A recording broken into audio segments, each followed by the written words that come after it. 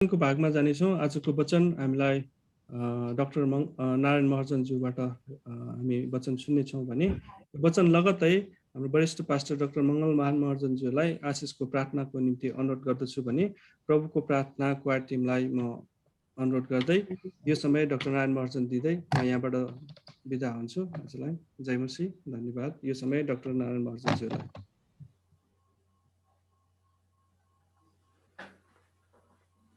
यहाँहरू सबैलाई यीशु ख्रीष्टको अति उच्च नाउँमा, शक्तिशाली नाउँमा जय मसीह। सबै यहाँ सहभागी देश विदेशमा आउने सबै सहभागीहरूलाई पनि मेरो जय मसीह। हामी आज यो लुकाको सुसमाचार 9 अध्यायको 28 देखि 36 पदसम्म हामी हेर्नेछौँ। लुकाको सुसमाचार 9 अध्यायको 28 देखि 36 सम्म हामी हेर्नेछौँ। हामीलाई थाहा छ कि चाहिँ लुका जो एक गैर यहुदी र दुईवटा चाहिँ महत्त्वपूर्ण पुस्तकहरूका लेखक पनि र उहाँ चाहिँ वैद्य पनि हुनुहुन्छ। र यो जुन पुस्तक छ लुकाको सुसमाचार, यो थियोफिलस नामक व्यक्तिलाई सम्बोधन गरी लेखिएको भए तापनि हामी सबैको लागि यो चाहिँ सुसन्देश हो भन्ने कुरा हामी बुझ्न सक्छौँ। अनि यहाँनिर हामी हेर्न सक्छौँ यो लुकाको सुसमाचार जुन चाहिँ पुस्तक छ यसले चाहिँ प्रभु यीशु ख्रीष्टको जन्म, जीवन र सेवा, मृत्यु, पुनरुत्थान एवं स्वर्ग र आरोहणको सम्बन्धमा आदि आदि कुराहरू यसमा उल्लेख गरिएको छ भने चाहिँ यो लुकाको दोस्रो पुस्तक प्रेरित, जसमा पवित्र आत्माको भरपुरी र चर्चको क्रमिक विकासको सम्बन्धमा आदि कुरा चाहिँ यसमा लेखेको पाउँछौँ। यहाँनिर हामीले यो 28 पददेखि 36 पदसम्म पढ्दाखेरि यहाँ धेरै कुराहरू हामी देख्न सक्छौँ। एउटा कुरा चाहिँ यहाँनिर 28 पदमा लेखेको छ, यो कुराको प्राय 8 दिनपछि पत्रुस, यूहन्ना र याकुबलाई आफैसित लिएर प्रार्थना गर्नलाई उहाँ पहाडमाथि उक्लनु भयो। यो चाहिँ पहिलो खण्डमा प्रभु यीशु ख्रीष्ट चाहिँ निश्चित रूपमा उहाँ चाहिँ प्रार्थनाका महान जन हुनुहुन्थ्यो र यो पहाडमा गएर उहाँ चाहिँ प्रार्थना गर्ने र उहाँको आदत अनुसार एकान्त ठाउँमा जाने, प्रार्थना गर्ने कुरा चाहिँ हामी धेरै खण्डमा पाउन सक्छौँ।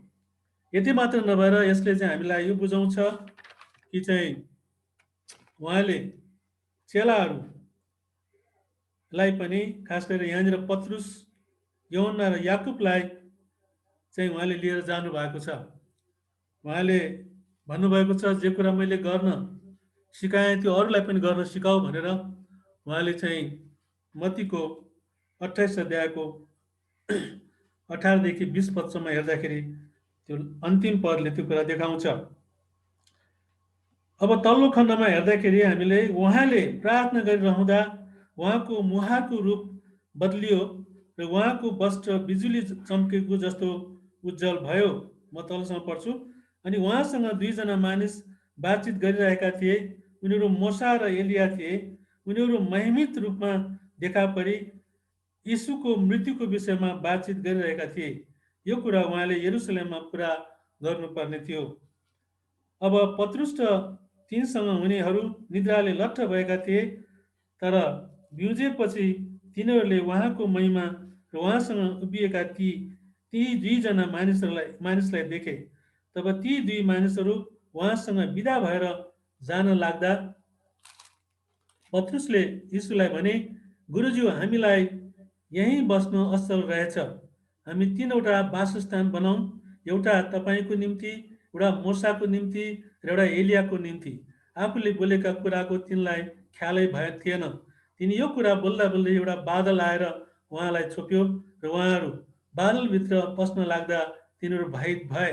अनि बादलबाट यसो भन्ने एउटा आवाज निस्क्यो, यिनी मेरा पुत्र हुन् जसलाई मैले छानेको हुँ, यिनको वचन सुन। यो शब्द भएपछि यीशु त्यहाँ एक्लै हुनुभयो र तिनीहरू चुपचाप रहे र तिनीहरूले देखेका कुराहरू ती दिनमा कसैलाई भनेनन्। यहाँनिर हामीले पहिलो खण्डमा कसरी चाहिँ प्रभु यीशु ख्रीष्ट पहाडमा उक्लिनु भएको प्रार्थनाको लागि उठ्नु भएको कुरा हामी यहाँ देख्न सक्दछौँ र उहाँ चाहिँ प्रार्थनाको जन थियो भन्ने कुरा हामीलाई यहाँ स्पष्ट छ र उहाँ प्रार्थनाको लागि एउटा उत्तम नमुना पनि हुनुहुन्छ। अब दोस्रो खण्डमा हामी हेऱ्यौँ भने यहाँनिर लेखेको छ उहाँको मुहारको रूप बदलियो भनेर लेखिएको छ। किनभने त्यहाँ हामी देख्न सक्दछौँ यो के अरे एलिया पनि त्यहाँ आइराखेको हामी देख्न सक्दछौँ। अनि यूहन्ना पनि एलिया, त्यसपछि यहाँनिर लेखेको छ अनि उहाँसँग दुईजना मानिस बातचित गरिरहेका थिए, त्यो मोसा र एलिया। र यो बातचितका कुराहरू सुन्नेमा पत्रुस, यूहन्ना, याकुब यिनीहरूले पनि सुनिरहेका थिए। यहाँनिर हामी देख्न सक्दछौँ कसरी चाहिँ उहाँको रूप चाहिँ बदलिएको छ। यहाँ अदृश्य रूपमा परमेश्वर पिता पनि हुनुहुन्छ भन्ने कुरा यो खण्ड तलसम्म पढ्दाखेरि यो पनि हामी थाहा गर्न सक्छौँ। जहाँ चाहिँ परमेश्वरको उपस्थिति छ, परमेश्वरको चाहिँ उपस्थितिमा हामी जान्छौँ।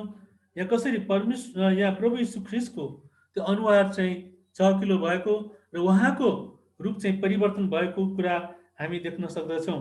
हामीलाई थाहा छ कसरी चाहिँ यो 40 दिन 40 रात फेरि पनि 40 दिन 40 रात मोसा परमेश्वरको उपस्थितिमा रहँदाखेरि र त्यसपछिको उसको अनुहार तल झर्दाखेरि उसको अनुहार चाहिँ एकदमै के अरे तेजिलो भएको र उसको अनुहारलाई चाहिँ साँच्चै नै मान्छेले हेर्न नसक्ने अवस्था थियो। अनि उनले घुम्टो लगाउनु पर्ने अवस्था थियो। किनभने लेखिएको छ कि चाहिँ भजन सङ्ग्रह 34मा जतिले उहाँलाई हेरे उनीहरूको आँखा उनीहरूको अनुहार चाहिँ उज्यालो भयो भनेर लेखिएको छ। निश्चित रूपमा जब हामी परमेश्वरकोसँग समय बिताउँछौँ भने साँच्चै नै हामीले त्यो तेज जुन चाहिँ त्यो चाहिँ प्रकाशमा हामी पनि आउँछ भन्ने कुरा यसबाट हामी थाहा पाउन सक्छौँ। त यहाँ निश्चित रूपले भन्नुपर्दाखेरि यहाँ चाहिँ प्रभु यीशुको रूप चाहिँ परिवर्तन भएको एउटा महिमित रूप चाहिँ त्यहाँ चेलाहरूले हेर्ने अवसर पाएको कुरा हामी यहाँ हेर्न सक्छौँ। उहाँले प्रार्थना गरिरहँदा उहाँको मुहारको रूप बदलियो र उहाँको वस्त्र बिजुली चम्केको जस्तो उज्जवल भयो। हुन त प्रभु यीशु ख्रीष्टको चाहिँ रूपको दर्शनमा रूपका कुराहरू उहाँ चाहिँ विभिन्न प्रकारको चाहिँ अचम्म शक्तिशाली जुन चाहिँ अचम्बित चाहिँ रूपहरूको सम्बन्धमा दानियलले पनि लेखेको छ र अरू अगमवक्ताहरूले पनि लेखेको कुरा हामी पाउन सक्दछौँ। त यहाँनिर प्रभु यीशु ख्रीष्टको रूप परिवर्तन भएको छ र उहाँ महिमित रूपमा परिवर्तन भएको कुरा चेलाहरूले हेर्ने ठुलो अवसर पाएको कुरा हामी हेर्न सक्छौँ। त्यसपछि आएर यहाँनिर उनीहरू बातचित गरिरहेको, उनीहरू महिमित रूपमा देखा परि यीशुको मृत्युको विषयमा बातचित गरिरहेका थिए। यो कुरा उहाँले यरुसलेममा पुरा गर्नुभएको थियो। त्यसले प्रभु यीशु ख्रीष्टको जुन चाहिँ मिसन छ, प्रभु यीशु ख्रीष्ट चाहिँ जुन चाहिँ परमेश्वरको पूर्व योजना अनुसार, परमेश्वरको चाहिँ विशाल उद्धारको योजना अनुसार उहाँ चाहिँ कसरी उहाँको मृत्यु हुनुपर्ने बलिदानको कुराहरूको सम्बन्धमा यहाँ बातचित भइरहेको कुरा हामीलाई थाहा छ। यहाँ लेखेको छ कि चाहिँ उनीहरू महिमित रूपमा देखा परि यीशुको विषयमा बातचित गरिरहेका थिए। यो कुरा उहाँले यरुसलेममा पुरा गर्नुपर्ने थियो, किनभने प्रभु यीशु ख्रीष्टमा त्यो कुराहरू पुरा हुनुपर्ने थियो। अनि यहाँ मोसा र एलियाको बिचमा अनि यहाँ चाहिँ प्रभु यीशु ख्रीष्टले चाहिँ बातचित गरिरहेको कुरा हामी यहाँ हेर्न सक्दछौँ। यो कुरा यहाँ हामीले पाउँछौँ। त्यसपछि आएर तल चाहिँ लेखेको छ, अब पत्रुस र तिनीसँग हुनेहरू निद्राले लत्त भएका थिए, तर बिउजेपछि तिनीहरूले उहाँको महिमा र उहाँसँग उभिएका ती दुईजना मानिसलाई देखे। तब ती मानिसहरू उहाँसँग विदा भएर जान लाग्दा पत्रुसले यीशुलाई भने, गुरुज्यू, हामीलाई यही बस्न असल रहेछ। हामी 3वटा वासस्थान बनाऊ, एउटा तपाईँको निम्ति, एउटा मोसाको निम्ति र एउटा एलियाको निम्ति। यहाँनिर हामी देख्न सक्दछौँ कसरी पत्रुसले चाहिँ यहाँ एउटा प्रस्ताव ल्याएको छ कि अब हामी चाहिँ नजाउँ, हामी यहीँ बसौँ। अनि यहाँनिर उनले चाहिँ प्रस्ताव राखेको छ कि चाहिँ एउटा तपाईँको निम्ति प्रभु यीशुको लागि, एउटा मोसाको निम्ति, एउटा एलियाको निम्ति भनेर यहाँ लेखेको छ। अनि उनले चाहिँ यो कुन सोचमा भनेका हुन् होइन, तर यहाँनिर हामी बुझ्न सक्दछौँ कि चाहिँ कम्फोर्ट जोन भन्ने जुन कुरा छ नि, हामी सन्तुष्ट रहने कुरा।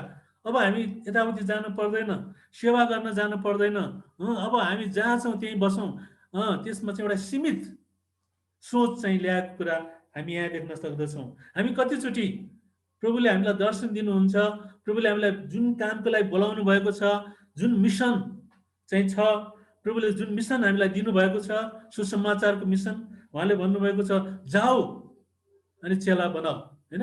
पिता पुत्र पवित्र आत्माको नाममा बत्तिस्मा दिऊ, जाऊ सुसमाचार सुनाऊ भन्ने कुरा उहाँले चाहिँ त्यो मिसन चाहिँ हामीलाई सुम्पनु भएको छ। त्यो मिसनप्रति हामी कतिको विश्वासयोग्य छौँ त? यहाँनिर पत्रुसले त के भन्यो भने अब त प्रभु यीशु ख्रीष्ट होइन, हामी सबै यहीँ बसौँ, एलिया पनि मोसा पनि, अब हामी चाहिँ जानु पर्दैन कहीँ पनि भन्ने जस्तो कुरा आयो है।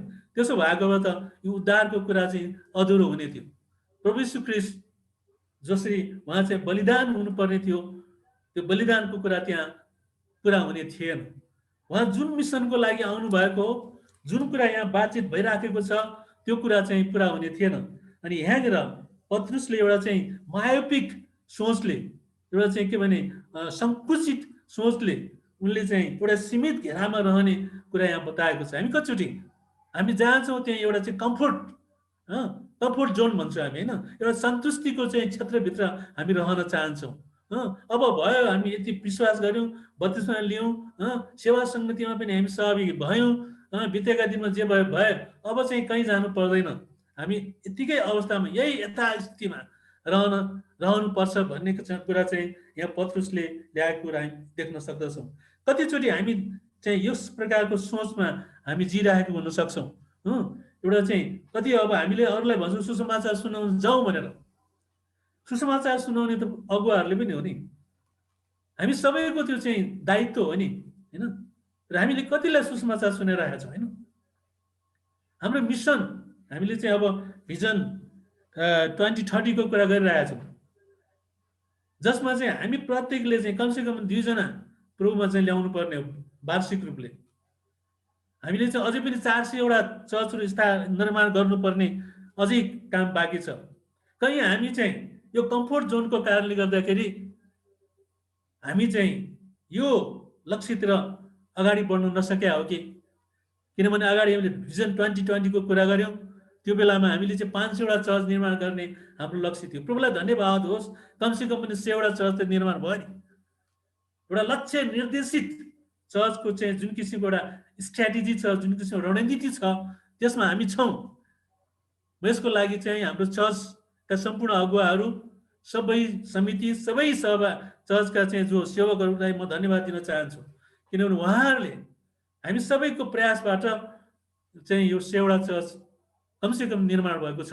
अब हामी यो कम्फोर्ट जोनमा नबसौँ, कम्फोर्ट जोनबाट हामी निस्कौँ र हामीले के गर्न सक्छौँ। यदि हामी एकदमै काममा व्यस्त छौँ भने अर्को झुन्ड छ नि, तपाईँले कमसेकम चाहिँ त्यसको लागि चाहिने खर्च दिनुहोस् न। तपाईँबाट जुन किसिमको योगदान हुनुपर्ने हो, आर्थिक योगदान, समय दिन सक्नु भएन भने आर्थिक योगदान दिनुहोस्। हुन त प्रभुले हामीलाई चाहिँ दाबी गर्ने कुरा छ, त्यो के भने हामीले 24 घण्टाको कमसेकम पनि 10%, कम्तीमा न्यूनतम हामीले 10औं भाग समय पनि दिनुपर्ने हो। हामी के गरिरहेछौँ? हामी आफैभित्र सन्तुष्ट भएर बसिरहेको अवस्था छ कि? यो प्रश्न तपाईँ हामी सबैलाई हो, मलाई पनि हो त्यो प्रश्न, होइन? हामीले गर्न सक्ने धेरै चाहिँ हाम्रो चाहिँ एउटा के भने सम्भाव्यता हुँदाहुँदै पनि हामी चाहिँ अल्छी भएर पत्रुसले भने जस्तै, होइन, अब हामी चाहिँ यो डाँडामा, यो जैतुन डाँडा, यो जुन डाँडा छ यो एकदम सुन्दर छ, यस्तो परमेश्वरको उपस्थितिमा यति ठुलो आनन्द छ, अब हामी नजाउँ, हामी अब यहीँ डेरा गरेर कोठा बनाएर बसौँ भन्ने कुरा यहाँ ल्याएको छ। अब तपाईँ हामीले पनि हाम्रो घरलाई सिँगार्ने, सबै कुरा गर्ने, यही घरको चाहिँ एउटा चाहिँ परिधिभित्र अब बाहिर जानु पर्दैन भन्ने खालको कुराहरू त्यो सोच हामीले बनाइरहेका छौँ भने त्यो मायापिक सोच, त्यो सोचलाई हामीले बदल्नुपर्छ। त्यो मिसन प्रभुले जो दिनुभएको छ त्यो मिसन पुरा गर्ने काममा हामी निश्चित रूपमा सहभागी हुनुपर्छ भन्ने कुरा यसले हामीलाई देखाउँछ। 3वटा वासस्थान बनाऊ, एउटा तपाईँको निम्ति, एउटा मोसाको निम्ति, एउटा एलियाको निम्ति। यो खालको कुरोले चाहिँ हामीलाई एउटा यथास्थितिमा रहने कुरालाई सङ्केत गर्छ। मलाई थाहा छ धेरै चर्चहरू, नेपालका चर्चहरू, चर्चहरूमा हाम्रो चर्च त्यस्तो छैन, हाम्रो चर्चहरू सक्रिय रूपले अघि बढिरहेको छ, हाम्रो लक्ष्य छ, हाम्रो मिसन छ। तर धेरै चर्चहरू पहिला चाहिँ 300 जना थियो भने अहिले 150 जना पनि छैन, त्यस्तो अवस्था छ। किन भन्दाखेरि चर्चका कङ्ग्रेगेसन सदस्यहरू निष्क्रिय भएर बसेको अवस्था छ। न तातो न चिसो अवस्था। प्रकाश पुस्तकमा भनेको छ नि हाम्रो अवस्था कस्तो छ, हामी कस्तो खालको अवस्थामा बसिरहेका छौँ। सन्तुष्ट भएर बस्ने अवस्थामा हामी छौँ कि या हामीलाई चाहिँ प्रभुको राज्य बढाउनु पर्छ, प्रभुको राज्य बढाउनको लागि मेरो सहभागी हुनुपर्छ, मेरो योगदान हुनुपर्छ भन्ने कुरामा, या चाहिँ धनले होस् या चाहिँ समयले होस्, होइन, हामी चाहिँ त्यसमा समर्पित हुनुपर्छ। तब चाहिँ भिजन 2030मा हामी 400 त त्योभन्दा बढी पनि चर्चहरू निर्माण हुन सक्ने अवस्था छ। यदि हामी सबैजना सक्रिय भयौँ भने, यदि हामी कम्फोर्ट जोनलाई हामीले छोड्न सक्यौँ भने त्यसले चाहिँ निश्चय पनि सकारात्मक प्रभाव पार्छ। त्यसो भएकोले यहाँनिर पहिलो खण्डमा प्रार्थनाको कुरा छ भने, जो चाहिँ प्रार्थना प्रभु आफै उत्तम नमुना हुनुभएको छ। उहाँ चाहिँ पहाडमा गएर प्रार्थना गर्नुभयो, होइन, अनि प्रार्थना गर्दा गर्दै उहाँको रूप महिमित रूपमा परिवर्तन भएको छ। एक दिन हाम्रो पनि रूप परिवर्तन हुन्छ, महिमित रूपमा हामी परिवर्तन हुन्छ। जसरी प्रभु यीशुलाई मरेकोबाट बिउताउनु भयो, पुनरुत्थान भयो, हाम्रो पनि पुनरुत्थान हुन्छ भन्ने कुरामा हामी विश्वस्त छौँ। जसरी प्रभु यीशु ख्रीष्टको चाहिँ रूप परिवर्तन भएको छ, हामीले पनि त्यो कालको चाहिँ रूप पाउनेछौँ भन्ने कुरामा हामीलाई यो खण्डबाट सुनिश्चित गराएको छ। यो एउटा प्रमाण हो कि महिमित रूप, प्रभु यीशु ख्रीष्ट चाहिँको रूप महिमित रूपमा परिणत भएको कुरा त्यो चाहिँ यी चेलाहरूले देख्न सके। तर यी चेलाहरूले भन्दछन् प्रेरित को 4:20 पदमा कि चाहिँ हामीले देखेका र सुनेका कुरा नबनी बस्नै सक्दैनौँ भनेछ। हामीले त्यो जीवनलाई चाखेका छौँ, हामीले त्यो चाहिँ महिमित रूपलाई हामीले देखेका छौँ भन्ने यी चेलाहरू हुन्। अनि यहाँनिर यो कुरा प्रभु यीशु ख्रीष्टले चाहिँ प्रमाणित गर्नुभएको छ। उहाँको शरीर महिमित भएको कुरा, महिमित रूपमा परिवर्तन भएको कुरा यहाँ हामीले, उहाँको रूप परिवर्तन भएको कुरा यहाँनिर हामी देख्छौँ भने, दोस्रो खण्डमा चाहिँ कसरी चाहिँ त्यो मिसन प्रभु यीशु ख्रीष्टले पुरा गर्नुपर्ने जुन मिसन छ त्यस विषयमा यहाँ छलफल भइरहेको कुरा हामी पाउँछौँ। अब हामीले पनि छलफल गरौँ, होइन, कसरी यो चाहिँ भिजन 2030लाई चाहिँ कसरी पुरा गर्ने हो। मैले कमसेकम पनि वर्षको रूपमा, वार्षिक रूपमा 2 जनालाई प्रभुमा ल्याउनु पर्छ कम्तीमा भन्ने कुरालाई हामीले यहाँनिर एउटा ट्याग राखेर हामी हिँडौँ। +2 भनौँ, हामीले यो कुरालाई सम्झिराखौँ, यो कुरालाई हामी झकझकाइराखोस्, ताकि हामी चाहिँ प्रभुले दिनुभएको बोलावट अनुसार प्रभुको सेवामा हामी चाहिँ एकदमै जल्दो बल्दो भएर हामी अगाडि बढ्नुपर्ने अवस्था छ। र यहाँनिर 34 देखि तल हेर्दाखेरि यहाँनिर चाहिँ, किनभने त्यो बातचितमा त्यो किसिमको एउटा चाहिँ त्यो डाँडाको त्यो चाहिँ एउटा सङ्गतिमा चाहिँ परमेश्वर पिता अदृश्य रूपमा त्यहाँ हुनुहुन्थ्यो। अनि उहाँले भन्नुभयो कि चाहिँ यिनै मेरा पुत्र हुन् जसलाई मैले छानेको, यिनको वचन सुन। परमेश्वर पिताले भन्नुभयो, के भन्नुभयो, प्रभु यीशु ख्रीष्ट पुत्र हुनुहुन्छ। उहाँले फेरि पनि स्मरण गराउनु भएको छ। मत्ती 3:16मा उहाँ बोल्नु भएको छ। प्रभु यीशु ख्रीष्टको बत्तिसमा हुँदाहुँदै त्यहाँ चाहिँ उहाँले त्यो कुरा भन्नुभएको छ भने यहाँ आएर उहाँले 2टा कुरा गर्नुभएको छ। एउटा कुरा, उहाँ चाहिँ निश्चित रूपमा प्रभु यीशु ख्रीष्ट चाहिँ परमेश्वरको पुत्र हुनुहुन्छ। हालेलुया। अनि यहाँ चाहिँ अर्को कुरा यहाँ भनिएको छ, उहाँको वचन सुन। हामीलाई थाहा छ हिब्रूको 1 अध्यायको 1 पदले भन्छ, 1-2 पदले भन्छ कि चाहिँ परमेश्वर पिता विभिन्न खण्डमा विभिन्न प्रकारले पिता पुर्खा अगम वक्ताबाट बोल्नु भएको छ। अबको आखिरी दिनमा प्रभु यीशु ख्रीष्टद्वारा उहाँ बोल्नु भएको छ। हामीले उहाँको वचन सुन्नु पर्दछ। हामीलाई थाहा छ कसरी चाहिँ भविष्यवक्ताले धेरै खालको भविष्यवाणी भविष्यका कुराहरू गरिसकेको कुरा छ। अनि त्यसपछि आएर यहाँ लेखिएको छ कि आखिरी दिनमा प्रभु यीशु ख्रीष्टद्वारा परमेश्वर पिता उहाँ बोल्नु भएको छ। प्रभु यीशु ख्रीष्टले धेरै कुरा उहाँले खोलिदिनु भएको छ। मलाई थाहा छैन हामी अर्को भविष्यवक्ताहरू चाहिँ लाई हेर्दैछौँ कि बाइबलमा प्रशस्त भविष्यवाणी भइसकेको छ, प्रशस्त रूपमा भविष्यवाणी भइसकेको छ। त्यसो भएकोले प्रभु यीशु ख्रीष्ट आखिरी दिनमा उहाँ हामीसँग बोल्नु भएको छ। उहाँको वचनलाई हामीले सुन्नु पर्दछ। न्याय नियममा जुन कुरा उहाँले बताउनु भएको छ त्यसलाई हामीले ध्यान दिउँ, उहाँको कुरालाई हामी सुनौँ, ध्यानसँग सुनौँ, किनभने उहाँले धेरै कुरा खोलेर स्पष्टसँग भन्नुभएको छ। आखिरी दिनको दोस्रो आगमनभन्दा अगाडि हुने कुराहरूदेखि लिएर तमाम मुक्ति के अरे उद्धारका कुराहरू विभिन्न चाहिँ एउटा के अरे अचम्मका कामहरूद्वारा शक्तिशाली कार्यहरूद्वारा उहाँले आफूलाई चाहिँ आफूलाई प्रमाणित गर्नुभएको छ कि परमेश्वरको पुत्र उहाँ हुनुहुन्छ र उहाँले धेरै कुरा खोल्नु भएको छ। हामी कसको कुरा सुनिरहेछौँ मलाई थाहा छैन। परमेश्वर पिताको पुत्र जुन हुनुहुन्छ उहाँको कुरा सुनौ भनेर पिताले यहाँ बताइरहेको कुरा छ। यिनै मेरा पुत्र हुन् जसलाई मैले छानेको हुँ, यिनको वचन सुन। यो शब्द भएपछि यीशु त्यहाँ एक्लै हुनुभयो। तिनीहरू चुपचाप रहे र तिनीहरूले देखेका कुरा ती दिनमा कसैलाई भनेन।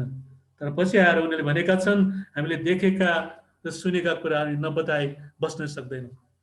प्रशासनको कुरा अगाडि हैन उनीहरूलाई चाहिँ समातिरहेको छ, त्यहाँ सतावट भइरहेको छ। त्यस्तो अवस्थामा पनि चेलाहरूले भन्दछन् कि चाहिँ हामीले देखेको र सुनेको कुराहरू हामी नभनी बस्नै सक्दैन। हामीले जे कुरा मुक्तिका कुरा जे कुरा चाहिँ हामीले अनुभव गरेका छौँ आज हामीले अरूलाई पनि सुनाउनु पर्छ। हामीमा त्यो चाहिँ उठुल पुठुल हुनुपर्ने हो हैन। त्यो चाहिँ जीवन बचाउने सर्वश्रेष्ठ कुराहरू हामीले पाएका छौँ र हामीले त्यो कुराले हाम्रो अनुभव गरेका ती आशिषहरूलाई हामीले अरूलाई बाँड्नलाई हामी छटपटिनु पर्ने कुरा हो। तर हामी आराम गर्ने कुरा चाहिँ होइन, कम्फोर्ट जोनमा बसेर हैन मुख बन्द गरेर बस्ने अवस्था चाहिँ होइन।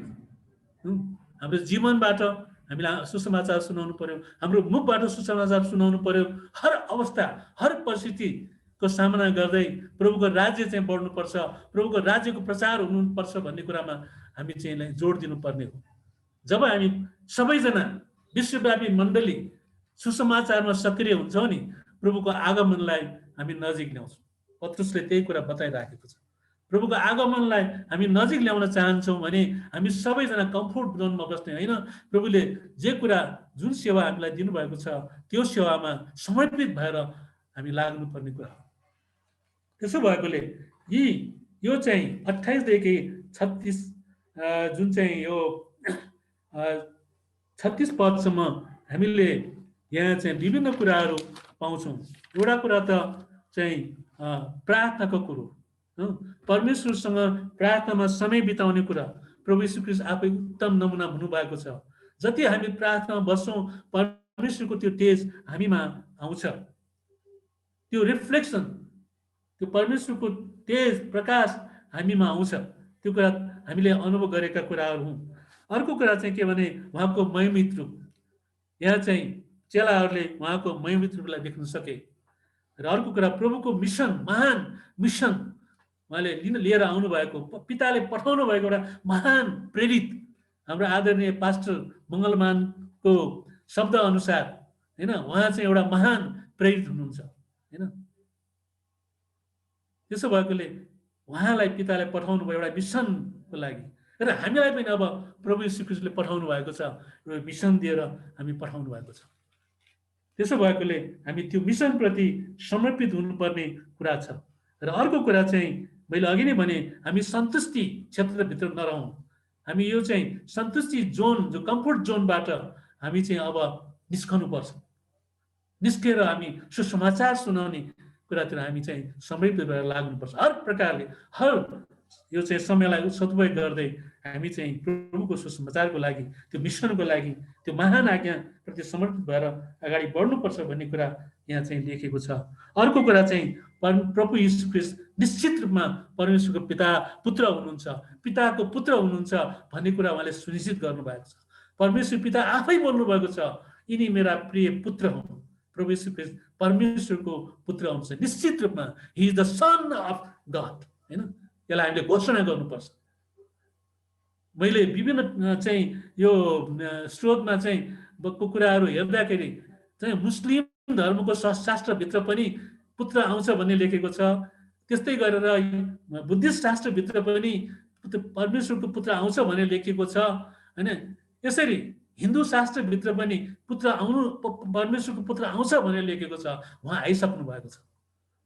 मलाई थाहा छैन, हाम्रा हिन्दू मित्रहरू, विभिन्न धार्मिक धर्मशास्त्रका ज्ञाताहरू जो हुनुहुन्छ, उहाँले अझै पनि पर्खिराख्नु भएको छ परमेश्वरको पुत्र जो आइसक्नु भएको छ।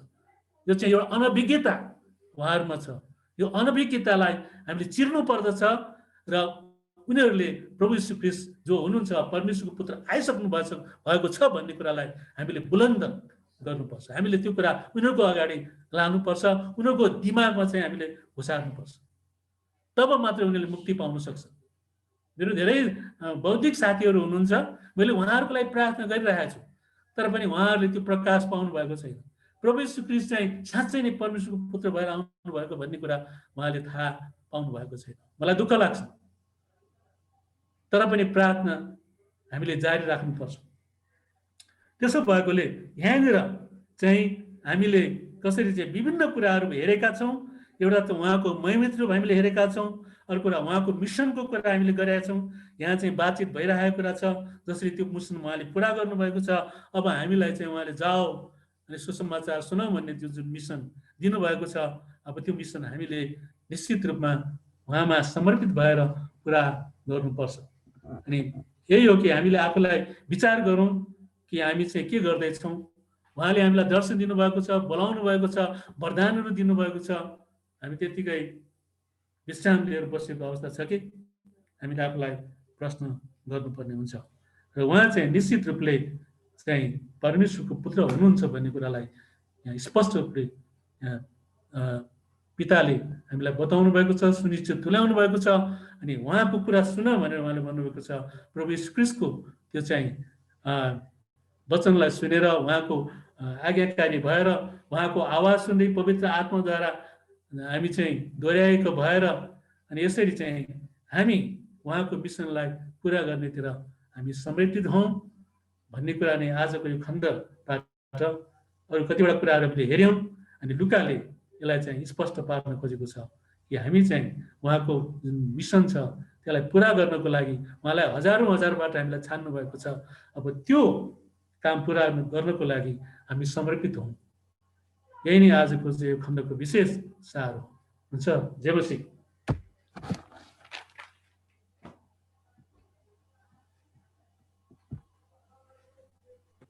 Pastor doctor